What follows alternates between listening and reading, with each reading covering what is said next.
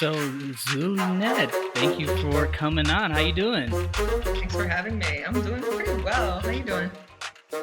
Not bad, not bad. It's a Monday, right? Are you are you part of that like I hate Mondays clan No, or today has been like a challenging Monday, but usually no, I'm not that person that's like, you have a case of the Mondays. Like, no, that's not me. Mondays have been totally fine since 2016. They've been all right by me. So, yeah. I feel you. I feel you. I can't really complain about Mondays nowadays, so yeah. Um introduce yourself. Where are you from? Where you at? Yeah, so my name is Zulynette. You may call me Zulynette. I am currently based in Connecticut in the United States, depending on where y'all are checking in from. I am a full time artist, poet, and there are a lot of things that fall under those two umbrellas, which include but are not limited to. I am a fellow podcaster. I am a producer, a director, a performer, a facilitator, an author, and many, many, many other things. I am everything from Hell the yeah. CEO to the janitor. That's who I Nice. Nice. Sorry, I'm getting a little bit of feedback. Is that am. It might be the room. we'll try to play through it. That should be fine. Maybe if I like Um, hug around the mic. No, that's not any better. we'll see how it goes. No, that's dope. So you're from Connecticut, you said? Yeah, yeah. Is that where you were raised? Mostly. I was born in Chicago, and my family moved around a lot from there. But we had lived in Hartford, which is the capital of Connecticut. We lived in Hartford on several different occasions, and eventually, yeah, just settled in Hartford. We did a lot of moving around because my stepfather at the time was a truck driver, or we moved around a lot because our grandparents would move, and so we would kind of follow them wherever they went. uh, so yeah, ended up in Hartford and been in Hartford since 2001, 2001, and Nice. looking to, particularly this year, looking to get out, move out, see and live in other places. So I'm excited for that. Definitely, yeah. I definitely like moving around. So how was it growing up in Connecticut? Um, it was pretty challenging.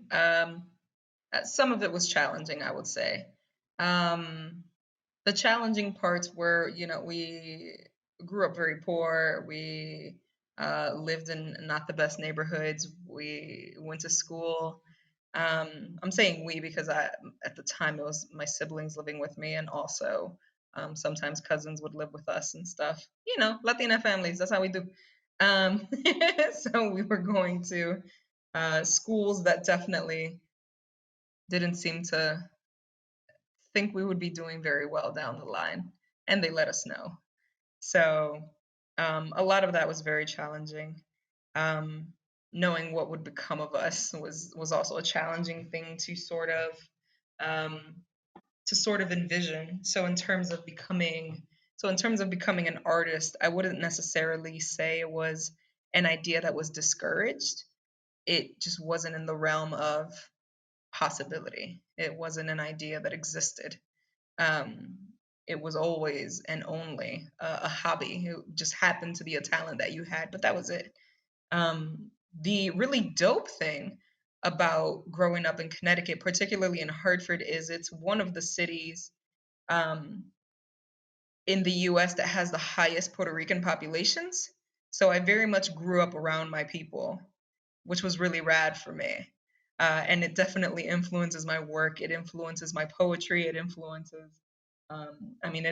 my speech, my mannerisms, um, and it influences my visual art. Pieces of Puerto Rico pop up in my work. So that was really cool having grown up that way. I didn't know that until maybe I was an adult that Connecticut had that, particularly where I lived. I assumed every place had Puerto Ricans just because I was so surrounded by them. I was like, they're here and in New York and maybe everywhere. They should be everywhere, but no, some people are like, I have never met a Puerto Rican in my life. So that was cool.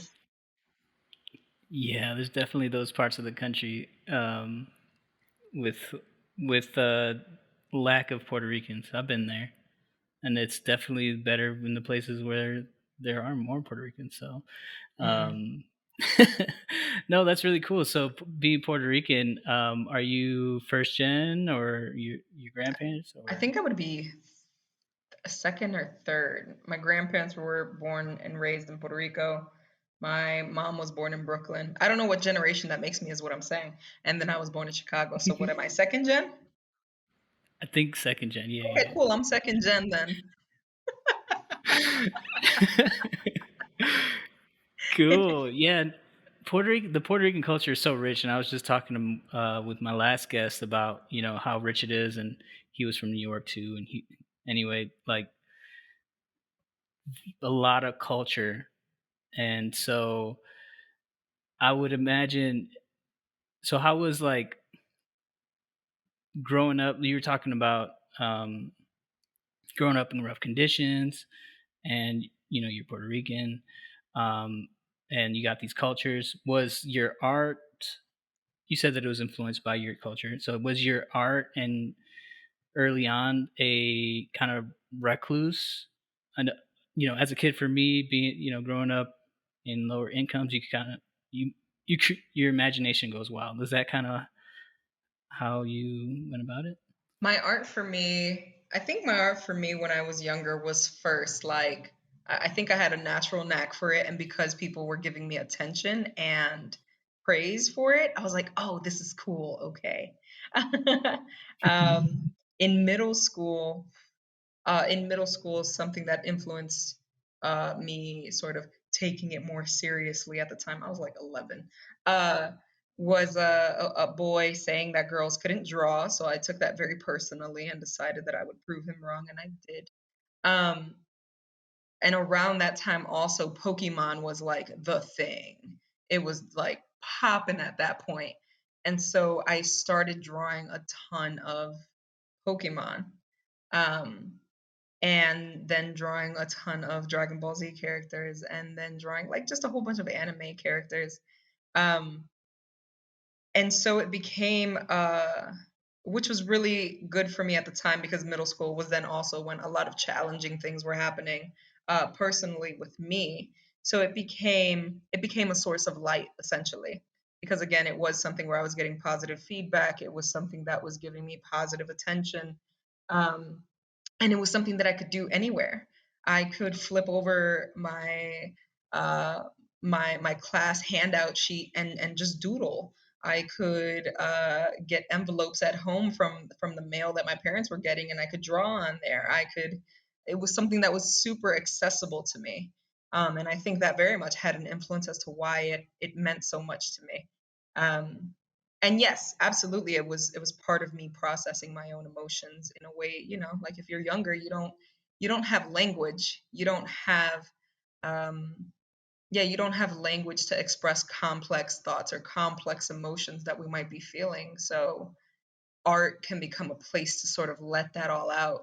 Um and to have it be like maybe the first private place that you have that you may not have anywhere else. Having a journal was dangerous when you're like the youngest and you have all older siblings that like to tease you. Like, nah, I ain't keeping a journal, no, but I can draw. so, so it definitely became a safe space for me. Heck yeah, yeah. Art.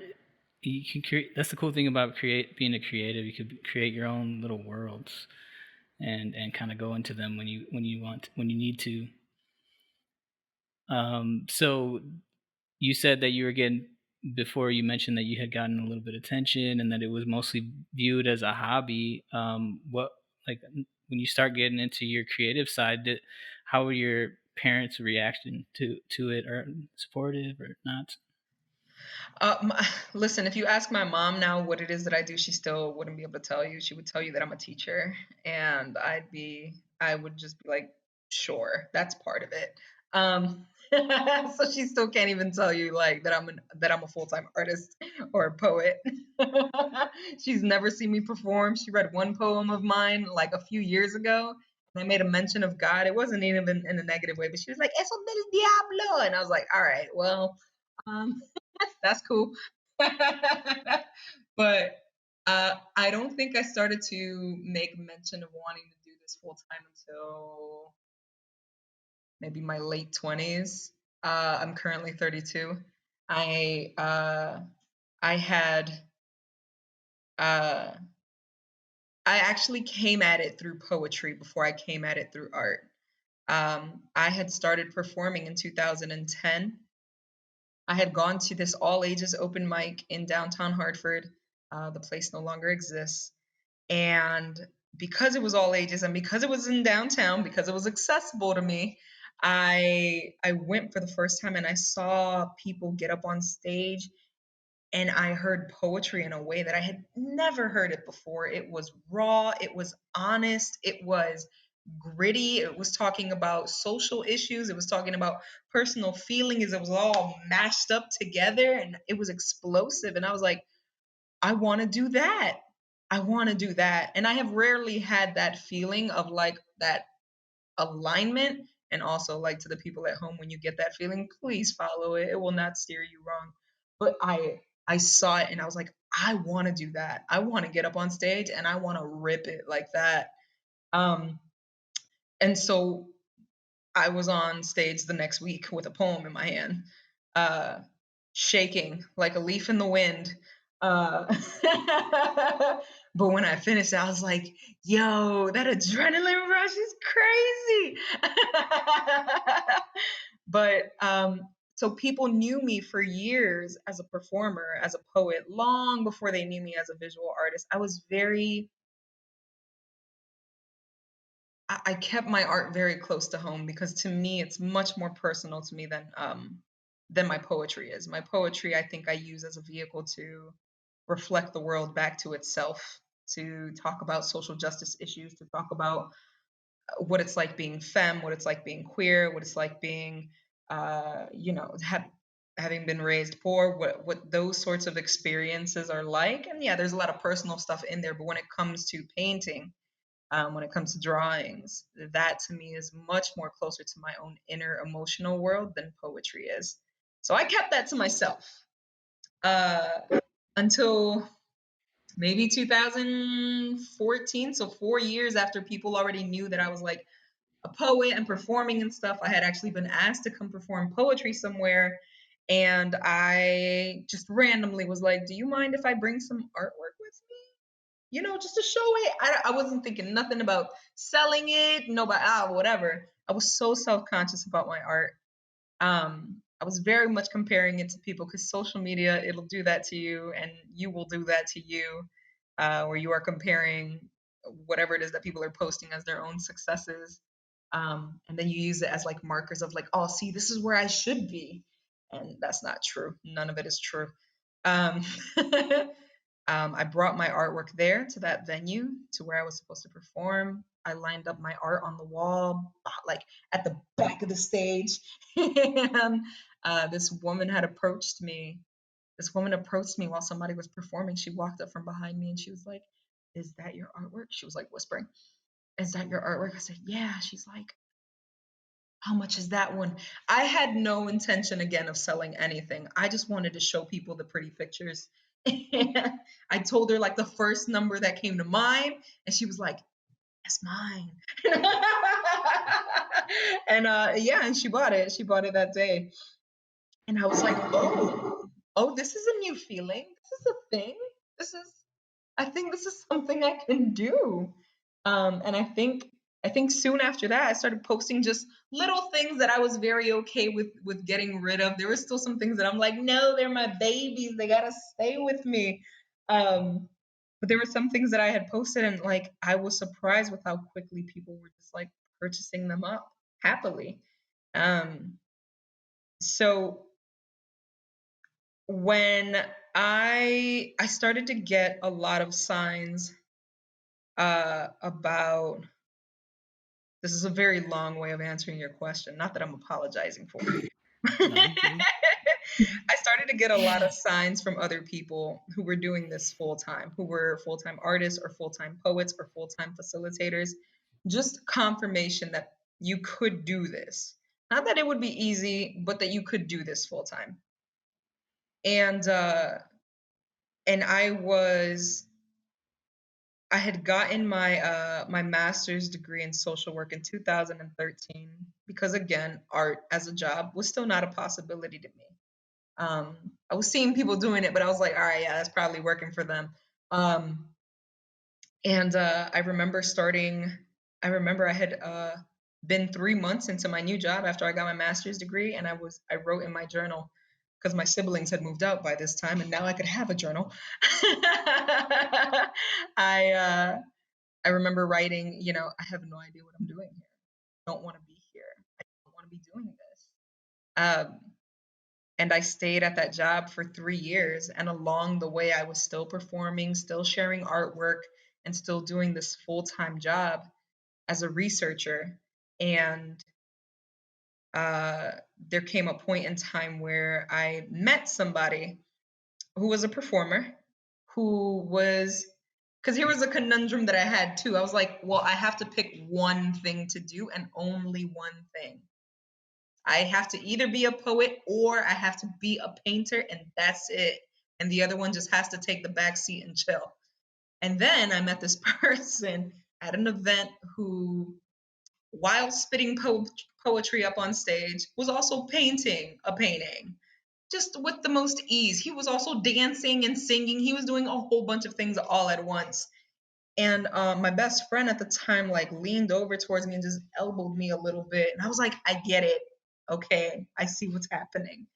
And I was so inspired that night. I was so inspired, in fact, that I went into work the next day and I was just bawling. I was crying at my desk. I was like, I don't want to be here. I hate this. I hate everything about this. Um, and so I knew that I was going to make the leap. And so I started to sort of plan and prepare for that monetarily, energy wise, asking myself some really good questions like, if nobody ends up buying your artwork, if nobody ends up booking you, if nobody ends up supporting your work, are you still going to do this? Or are you only doing it because you think people are going to give you money? And I was like, nah, I'm doing this regardless. Uh, so yeah, 2016 was the leap. And I think after I made the leap, that's when I told my mom. I was like, listen, this is what's happening. This is the plan. I have enough to, afford my apartment, my car. Health insurance is going to get figured out. I don't know what to tell you about that. But yeah, I'm like, I just want to try. I just want to try and see what happens. Yeah, she's been she's been supportive, question mark, ever since. It's still kind of gray. It's still kind of gray, and I think it's just because she doesn't know exactly what I do. Did she kind of freak out at first? I think so. I think so because it means so much to our family. I was the first person to get any sort of college degree, let alone a master's, alone going to grad school, let alone, working at a research organization. It was a big deal. There was a big sense of pride around that. There was a big sense of like, this is who I am now. And so when I discovered that this isn't who I am, uh, that I'm this and more, that I'm this and I want to be an artist, that I am this and I want to be a poet, that I am a researcher and I want to do all this creative stuff too, that I do have a social work degree and the way that I want to do social work is through art and poetry. There was a whole lot of redefining who it is that I am. Um, and so I think for my mom, it just sounded like the craziest thing she's ever heard in her life. She's like, you went to school for all this, and I'm like, yeah, for a piece of paper that's probably going to help still to get me more opportunities and get me in through more doors because we still live in a very elitist society. So I know when I tell somebody I'm an artist and poet, they're like, "Oh, all right, that's cute," and I'm like, "Yeah, and I have a master's degree in blah blah." They're like, "Oh, you have a master's degree, blah blah." I'm like, "I know how this works." Mhm. So it's part of it is like utilizing the privilege that I have so that I can do the work that I want to do for the communities that I want to work with for my shit for my community. Um, yeah, so it's kind of like a Robin Hooding in a sense. Yeah, there you go. Yeah. Steal from the rich, give to the poor. I like that. No, that's really cool, and stand by that whole notion as well that the society is kind of structured for us to fall into these little distinctions and pockets, and then we're supposed to define our whole personality around this title, but um, we all know that humans are way more complex than that. So with the ever changing world, why not change that shit too? So Facts. uh, so so going deeper and kind of backwards, because um, do you remember the first time you wrote poetry? The first time I remember writing okay poetry was shortly after my nephew was born, my first nephew, my eldest nephew. Um, he was born in March of '99, and that summer, and I was with him every day because my sister lived with us at the time. So I was with him every day, and I was like, I'm an auntie, and that makes me cool. That makes me a superhero. Can't nobody tell me nothing. I'm Titi now. You can refer to me as Titi. And that summer, I had ended up going to Chicago to visit family. I was like, oh, I am missing this kid. This is like my first nephew. This is a big deal to me. So I wrote him a poem, and I mean, it was the corniest corn you've ever corned before. But it was sweet and it was tender and it was full of love. Um, Oh, and so that was probably when I was around 12 years old. From there came like high school poetry. So, boys are stupid. You broke my heart. Everything is dark and awful. Woe is me. Um, and then as I got older and I would say going to college, I went to UConn over here. Um, and when I went to college, I was having these experiences of uh, feeling like what an animal at a zoo must feel like seeing people look at it through glass, because we were talking about most of my classmates were white, grew up in suburbia and all that. And the things that we were talking about were, poverty, racism, sexism, and the topic of Hartford, like as a city, would come up a lot. And for folks that don't know, Hartford is an impoverished city. Hartford is majority black and brown. Um, and I would feel super uncomfortable being in those classes. I would feel like I was being observed. I would feel like I was under a microscope. I would feel like I was being dissected, like I was being dissected, like my community was being dissected from people who could never possibly fathom what it was like to survive or to live or to love a place like where I come from.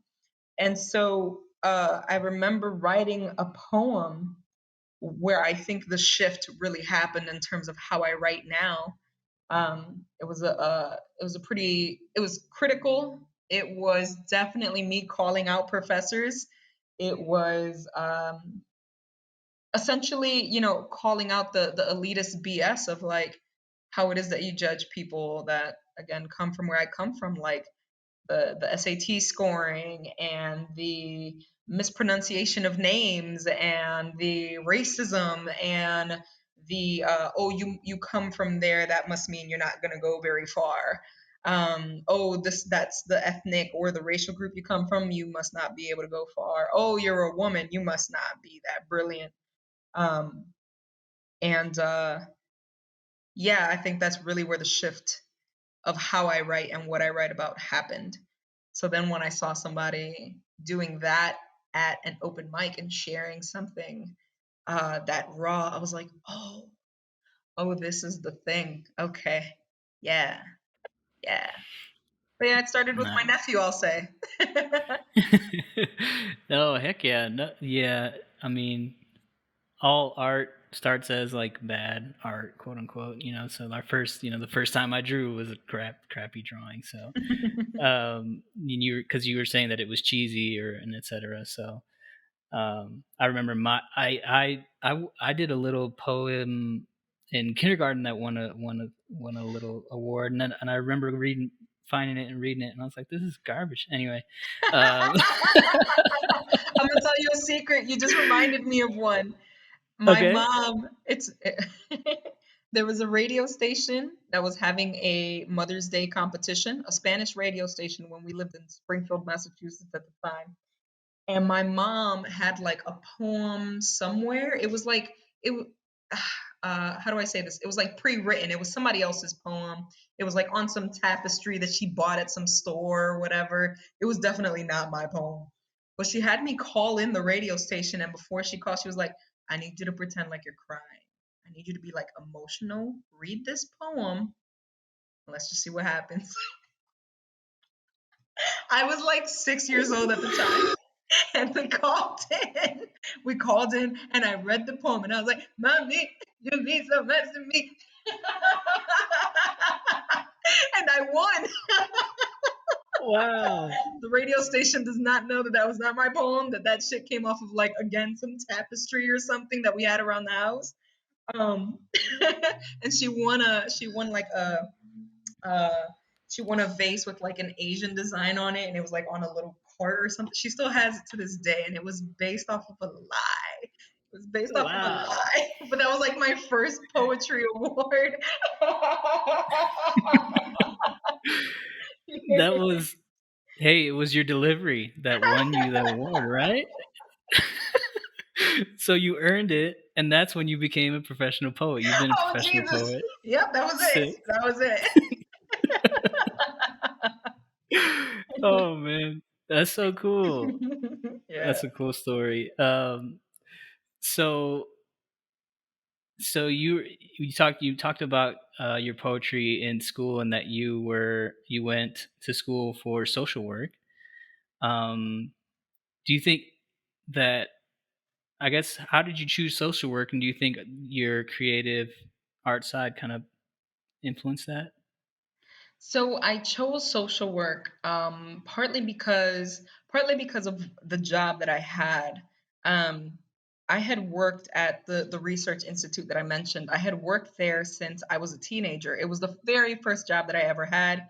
It was a summer job, and they were definitely and they are an influence in terms of how it is that I view the world, how it is that I think, and thusly how it is that I write and the things that I write about. That summer job, it was me and like 39 other teenagers from Hartford, and we were taught how to do community-based research. We were asked to pick a topic. We were then asked to create research tools, how to implement them, how to like go out and survey other teenagers, how to interview other people. It was wild. It was a whirlwind, first of all. If you asked me what I did at the end of it, I'd be like, I don't know stuff. And, but also they taught us how to sort of share information in a creative way. So we had ended up building a website. We had ended up making, oh, what was it called? We were making like we were taking pictures, but also creating like storylines out of them. We created maps. We created all sorts of stuff to show this information that we gathered from our own community. I had stayed in touch with them all throughout uh, the rest of my high school years and up through college and everything.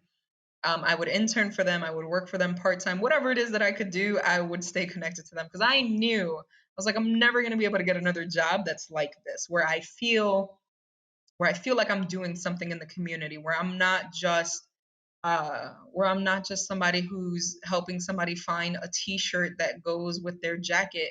I used to uh, I used to work at a retail store and I hated it. Ah.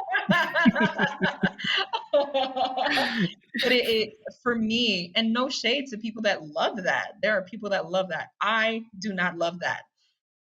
Um, I so I had stayed in touch with them, and and then from there it sort of influenced uh that's what influenced me getting a social work degree. Prior to that, I got a degree in psychology, and that was influenced by a teacher that I had in high school. Um, I never knew what psychology was before that class. It was in my senior year. The year was split into half a year of sociology and half a year of psychology. And with psychology, I was like, oh, we can find reasons for stuff. We can find like patterns for behavior and why people do the crazy things that they do. And of course, I use it as like a tool to analyze everybody else. Like, oh, that's why my sister does this. That's why my brother does that. It was very judgmental. um, but after I got that degree, I was like, what would make sense as the next step for another degree? I knew I was going to go back to college. I knew I was going to go back to grad school, and social work was the most fitting in terms of the work that I was still doing with that organization. My concentration was in community organizing, and it talked about, when I was reading the description for what that meant, it talked about systems. It talked about big scale change. It talked about rallying people um, and doing work with large groups of people to make changes on a grand scale, on a large scale. Um, and I was like, that sounds like the work that I've already been doing. I can get a degree in what I've already been doing with this organization. Let's do this. So it just seemed like the smoothest transition. I wanted to get something that had to do with change. I knew that I would never be a social worker in the sense of like somebody that does like one-on-one work with clients. I knew that I wanted to always be working with community and in community. So I would say it was a mix of all those things that influenced me to get a master's degree in social work, and also the flex.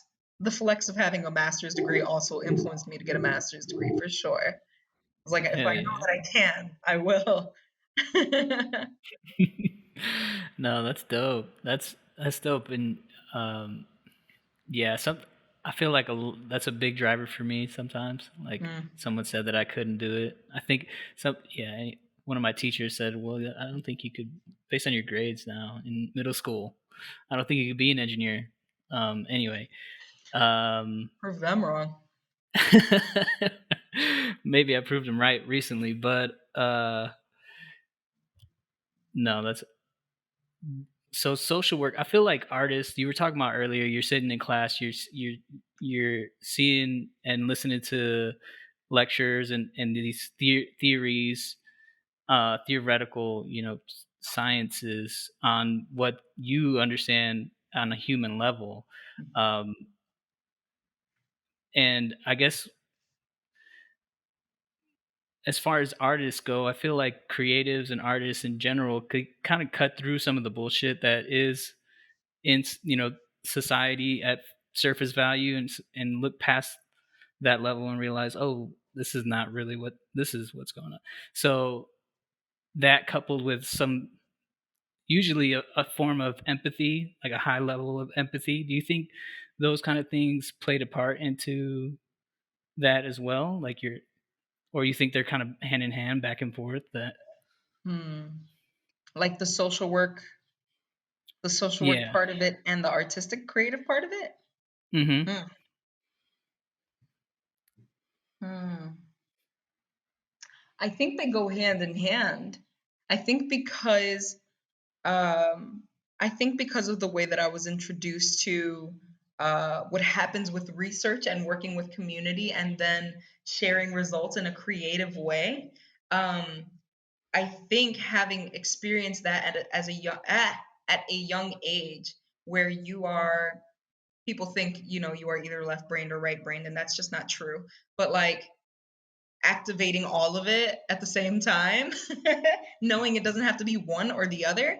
I think that was very influential in terms of seeing that you can do community work, you can do meaningful work, you can work and it can still be creative, it can still be meaningful, it can still have soul in it. And when it came to social work, when I was at the school, me and a number of other students at the time decided that our large project at the end would be around hosting what we called an art in. So during the civil rights movement, they had sit-ins where they would sit in restaurants, all sorts of places where Black people were told not to, as a form of protest. So what we did was called an art in, where we took over the entire school, inside and outside, and we had different art activities at tables. We had presentations. We had I was performing poetry outside, of course, and hosting an open mic. People were chalking up the sidewalks with messages, with protest messages, with images. It was our way of saying, artwork is social work, and social work is artwork. Art has been involved in every single social justice movement ever in history. You have had musicians, you have had songs, you have had dances, you have had dancers, you have had comics, you have had paintings, all that relate or were inspired by or were part of revolutions and change. And we're not going to be minimized to a hobby. We're much more important than that. Um, Also, much love to the people that only do art as a hobby. I see you. I love you. You're valid. Um, but uh, but yeah, it never was separate from me. In terms of how I was supposed to identify to the outside world, that's where I felt pressure to be like, oh, I got to tell people so that they get it, that I'm one or the other. And then I spring it up on them like, yeah, I'm a social worker, but I'm going to do it through art. Or I'm an artist, but really I'm a social worker. And it's like, no, I'm all of it at the same time because they're not separate from me. art Art and poetry are how I do my social work. That's how I do community change. That's how I impact community. That's how I help to hopefully inspire healing in other people. It's through those things. That's my form of doing it. I think I answered the question.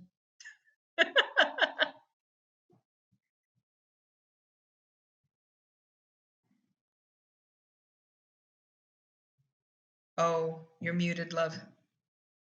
Oh, sorry. um, no, yeah, I love everything you're saying. So uh, yeah, go on as long as you can. But what I was saying was, I definitely feel the same way in in that historically art has always been, like you said, part of a revolution, and we're seeing the effects of art since you know since the civil rights movement until now. And with last year being kind of the inflection point, where you know rap is a version, poetry is a version of art. There's a whole hip hop, it has its whole visual side of art, which has been kind of infiltrating the society, mass society, until last year, kind of pushed it over. So I feel like it's understated a lot of times, like you said, how impactful it can be, especially if you're taking those two, like you said, two parts of the brain, and intentionally melding them together, because sometimes it's on accident, sometimes it's on purpose. So Right. no, that's really cool. So what was your high point at the after graduating, being at that company or the research? I forget what it's called. The The place was called the Institute for Community Research. institute. Okay, cool. Yeah. I didn't know like what to call the entity. Okay. You can So call it what just was organization because it is an okay? organization. Yeah. Yeah. Okay, cool. So at that organization, what was your high point there? My high point there. While working for them, outside of art, my high point was I was usually doing projects where I was working with youth. I was usually working with high schoolers. I was usually working with at-risk youth, which is their way of saying black and brown youth. Um, and I mean that was my jam. I love ice, and I mean to this day I still love working with high schoolers because they will not let you get away with anything, and they are really good for keeping your ego in check, and they are really good at being creative and amazing human beings. um and so my high point was probably watching them create community with each other. It was watching these young people who had probably never met each other prior to the program, like become lifelong friends, and get to know like the and to get to know their own community in a different way that they hadn't before, and to see it through a new pair of eyes, in a sense. Um, that had always been like the highlight for me. Was working with them and seeing them like challenge themselves. They were doing so much work and they were doing so much valid work, and it's like seeing them realize that their own voice matters and that they could use it, they could hone it and use it and focus it in such a way to create change. That was really rad for me. That was always rad for me. So um, I would say those were the high points because I did multiple projects and I worked with multiple groups of youth. So I would say when those things were clicking for them, when they were having those aha moments, those moments of, oh, I can do this, or they make it to the other side of like having given a speech and I know that they were nervous as hell going into it, and then they come out of it and they're like, whew. I'm like, yes, that. I love that. Yeah. Man, that must have been so rewarding. That's so cool. Yeah. It was. It was. So did you see someone kind of like rise in over time and kind of be the person ready to fill your spot for when you eventually left, or Yeah, there were a couple of students that definitely, um that I was like, listen, if I could give you my job, I'd be happy. I would be ecstatic. I would be ecstatic if you took it. It didn't happen. oops. There's a lot of complexities there and bureaucracy there, that comes with all nonprofit organizations. But yeah, there what I like to say now is that there is genius in our communities, and I don't mean genius in the way that it's been like whitewashed or male washed in any way. I mean like there is genius in our communities, and um, I just wish we would all do a better job of like honing it in young people and recognizing it, even if it doesn't look like them sitting in front of a book. Um, because it doesn't always look like that, and it doesn't make it any less genius. Um, so so yeah, there was a lot of complicated things with working at a nonprofit as well, where they I don't think it was necessarily encouraged for them to take my spot, where I would have happily just been like, one of y'all should have this. Yeah, Mm, yeah. Sometimes it's just a matter of like a degree. Like if you yeah, don't have a master's, you can't have this. Is that kind of correct. That would yeah? It's definitely tough. be one of the things. Jeez, yeah. That's too bad that some of those nonprofits work that way. Maybe some of us can create some new ones with less bureaucracy, like you said, in the I'm future. all set with creating a nonprofit, but I You would like to keep being the solo renegade that I am now. And there just you doing go. what I do in the shadows. There you go. Yeah. So that probably did that play a part in because you were talking about when you went to that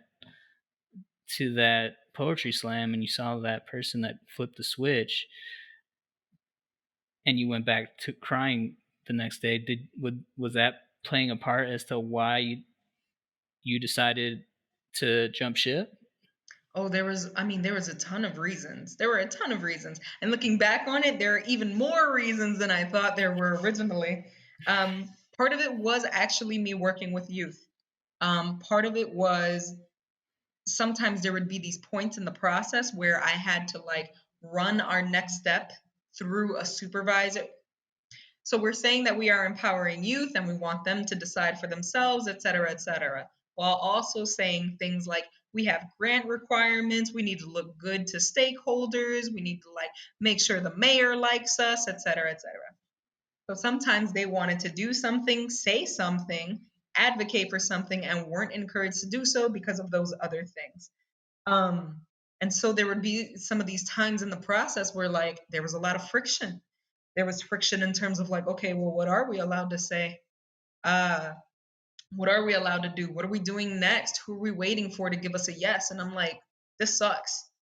And also, I very much recognize the hypocrisy that I had at the time, telling them that they could be whatever it is that they want to be, and I wasn't being everything that I wanted to be. I was in a position that, again, 3 months in, I knew that I didn't want to be there. And I ended up staying for like 3 years. Learned a lot, gained a lot of skills. Wouldn't do it differently, but it was a doozy. Uh, so that was part of the influence to like leave the job, was working with youth and recognizing that I wanted to be more for them. I wanted to be more for them by being more for myself. Part of it was uh, I attempt. Part of it was like trial and error. Like I attempted to do it all, and it wasn't working for me. I attempted to hold down the full-time job at this organization and also do art and poetry as much as I possibly could. And it was just draining me because I would carry work home, like mentally, emotionally. Uh, so part of that was trial and error, trying to do it all and not being able to do it all. Shocker. And part of it was like, what makes me excited to wake up in the morning? And recognizing that this job wasn't doing that for me. In fact, it was doing the opposite. I would wake up in the morning and there was definitely a time period in there where I was very disappointed that I woke up. I was doing all that I could to not leave bed. I was self-sabotaging in some ways to see if they would fire me. Looking back on it now, I was like, oh, I was trying to get them to fire me. Um, uh, and that was my knowing that I didn't belong there. And I think that's also important to know too, is like that intuition knows. 3 months again, 3 months in, I was like, I don't belong here. I stayed for 3 years when my intuition was already like, nah. So I think it was also that, just intuition knowing. Um, that when I saw other people on stage doing it, I was like, yeah. And that when it was time to go into work, I'd be like, nah. So it was a mix of all those things that made me finally take the leap. And also, I would say the why not. Like, if I try and I fail, I know that I can get a job. I know that people will hire me. I know that the labor force will always be open and available. So like, why not? Why not take a chance on myself? Why not take a chance on something that I've never seen anybody else do before, like this? Um, yeah, because I don't want to look back on my life and be like, I could have, I should have, I could have tried at least. I could have given it a shot. Yeah. No, that makes a lot of sense, and I feel like a lot of people resonate with that. What you said, that I knew in 3 months, but I stayed for 3 years. Yeah. Uh, I felt the same way getting into my professional career, but my mindset was, I got to get as much out of this. I'm in here now. I got to get as much out of this as possible. Spent 5 years into it. Mhm. Um, so that's really cool. So the first day jumping ship, how was that? So jumping ship happened twice, which was funny. Okay. Um, Mind you, again, these people knew me since I was a teenager. Uh, so I felt like I was breaking up with my family in a way. Not that we were actually family. But I had gone first to the founding director. So this is the person that actually opened up the organization. Um, and I told her, and she essentially said something to the extent of like, about time. She's like, I knew you would eventually go. I knew you would eventually go for art, for your creativity. I just wanted to see when. And I was like, okay, bet. And then I went and I quit again in the same day. I quit with the executive director. The first thing that she said that came out of her mouth was, "Aren't you afraid of being a starving artist?" And I mean, there were some alarms in me that were like, "Of course, fool!" But I was like, "I ain't scared of shit. I got this." Um, which is funny because then immediately after that, she said, "You know what? Actually, my son, he's an artist and he's doing all right." And I was like, "See." But our stereotype is the starving artist. Yeah. Yeah. No. But yeah, the day after that, oh no, not even the day, in the same day. So I quit twice. And in the same day, like after I did it, I felt what I can only describe as like eerily calm.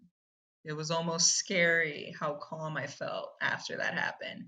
I was expecting panic, to faint, to throw up, to like cry to my mom and be like, "I have betrayed you." Like I don't know.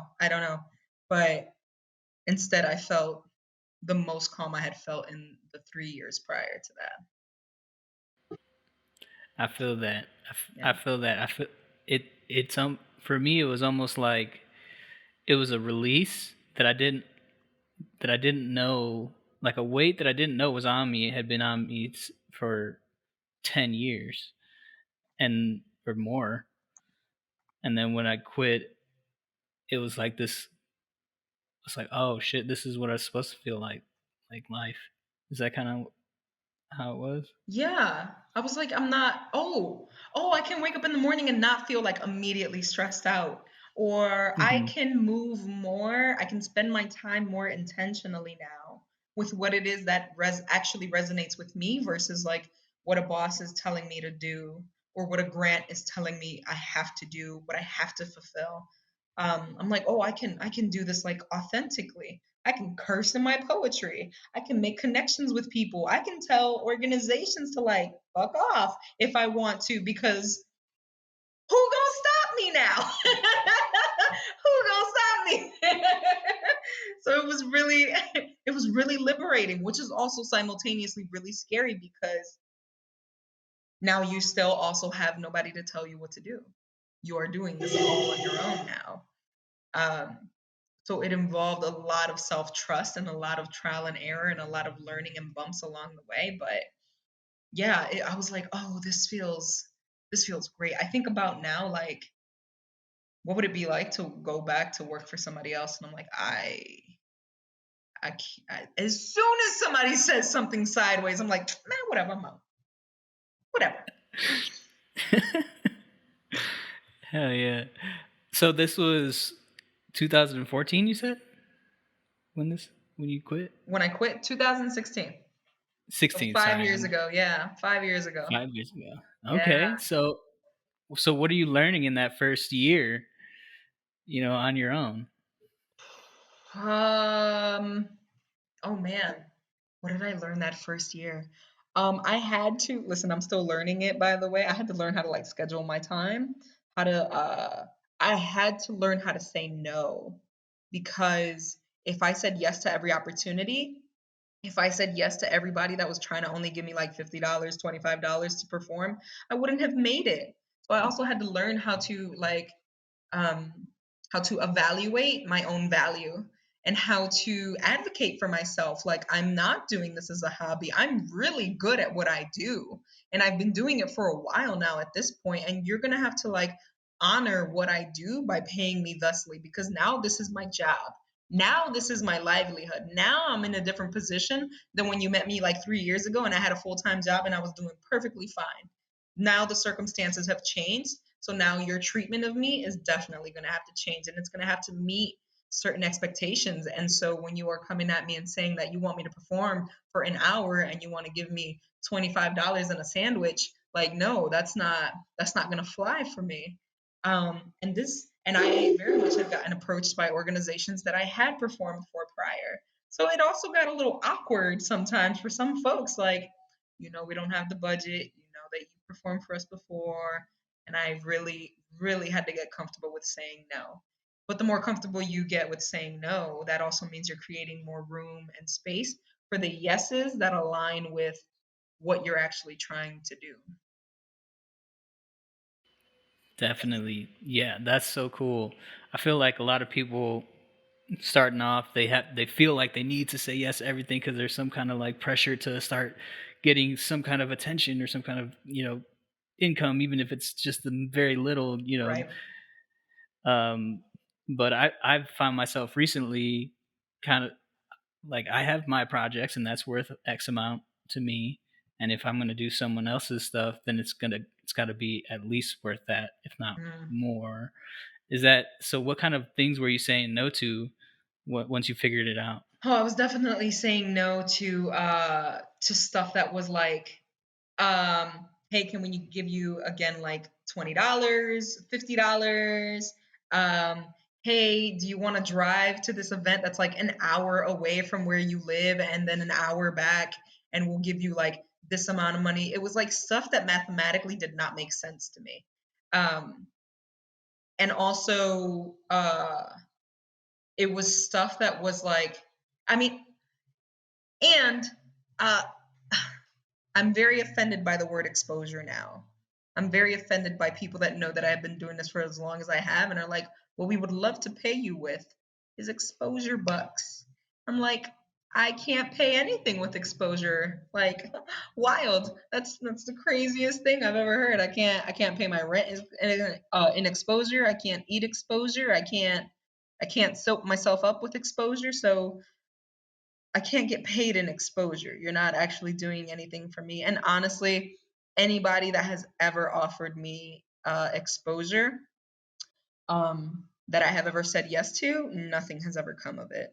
Nobody is like, hey, that time that you performed at this place where you didn't get paid, not that they knew that, but Mhm. remember you paid, I would now like to bestow upon you thousands and thousands of dollars. Like that's what people think happens when they pay you an exposure.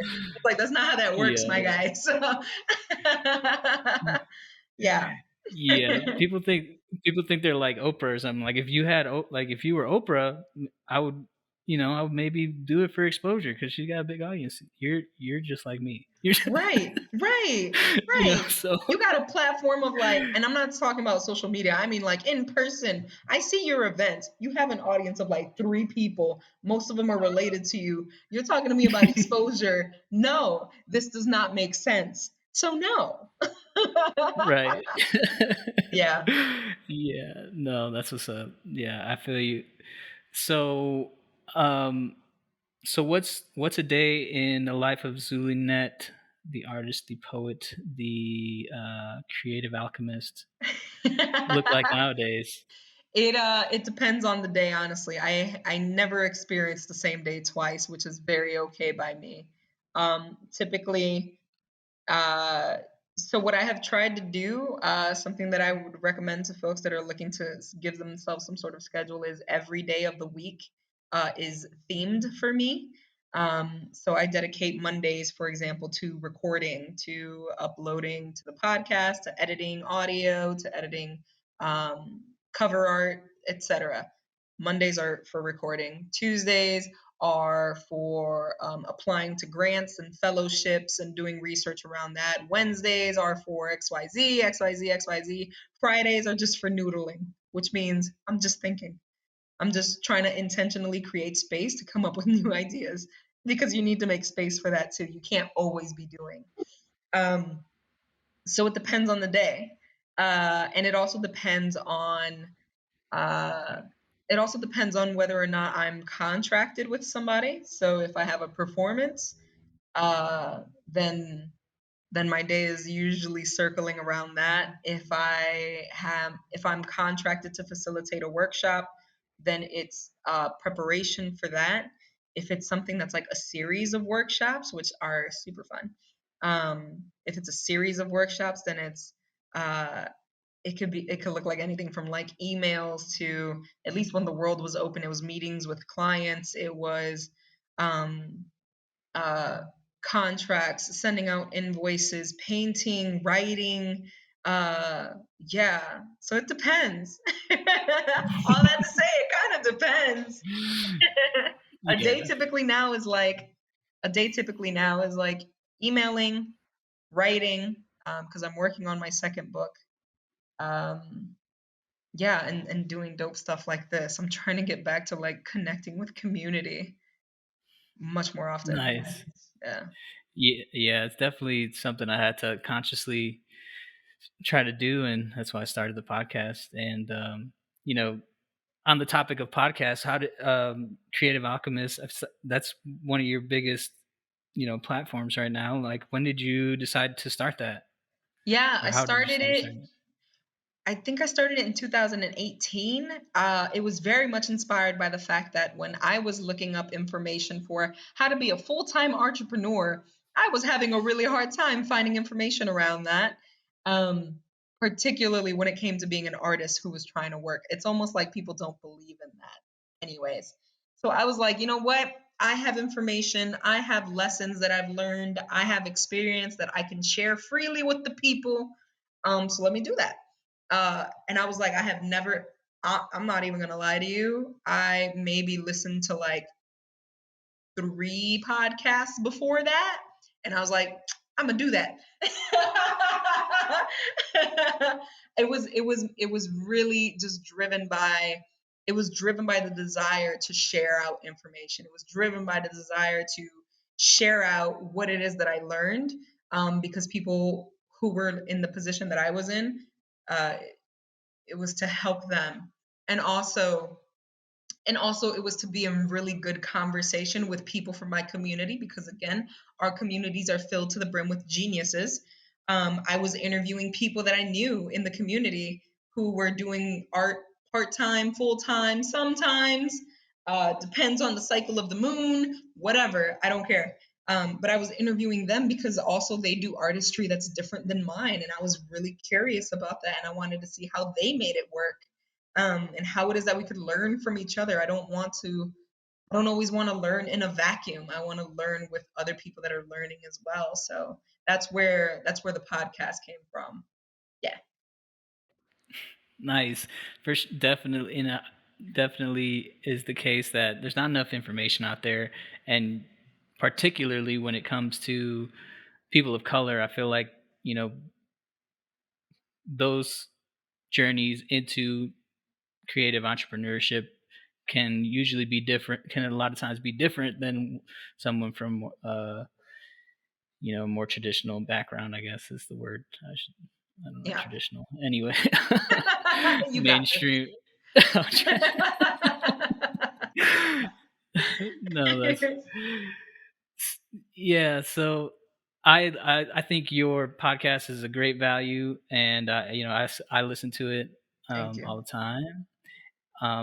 Any success stories from people that listen to your podcast that you've heard that say, this I listened to this and now I'm doing this? Oh, ooh. There have been a couple of people that have reached out, and in terms of a success story, oh, that's interesting. See, I was over here like, yeah, they quit their job and now they're successful and they're billionaires, and I'm like, no, actually, let's redefine what successful means. Um, there are a couple of people that reached out to me and said, I listened to the podcast and I picked up something that I had left off years ago. So whether that was creating, whether that was, trying to make a business out of something creative, whether it was about making their own podcast, yeah, a couple of folks have reached out to say, I am now doing something creative, or I am creating something now, um, and I know what direction to take. And that, yeah, that's pretty dope for me. Yeah, that's huge. That's huge. So yeah, I really appreciate you doing that for people, and I really appreciate you spending some time with me on my podcast. Yeah. I'm learning how to make this as chill and also as much value as possible. But coming to an end, um, how about you tell people how to get to you? How do you said uh, how do you say it? How to appropriately stalk me? There you go. How you can appropriately stalk me is you can visit my website, which is www.zulynette.com. That's Zulynnette. You can support me on Patreon. It's patreon.com/Zulynette, Zulynnette. You can support my podcast, The Creative Alchemist. You can listen. You can listen and support. If you want to just listen and not support it monetarily, that's fine by me. I want the information to be free. Um, yeah, or you can go to buy me a coffee and like buy me a coffee. Oh, and Instagram. I am on Instagram. So Instagram, my name is _Zulinette. So you can find me on any of those platforms. Don't be shy. Say hi. I'm pretty nice sometimes. Yeah. Definitely. I that's how me and you got in touch over, Clubhouse, and then I just hit you up. So, yeah, you got great stuff. So anyone listening, go and check her out. And again, I appreciate you so much. I hope to have you back on. Yeah. Thank you for having me.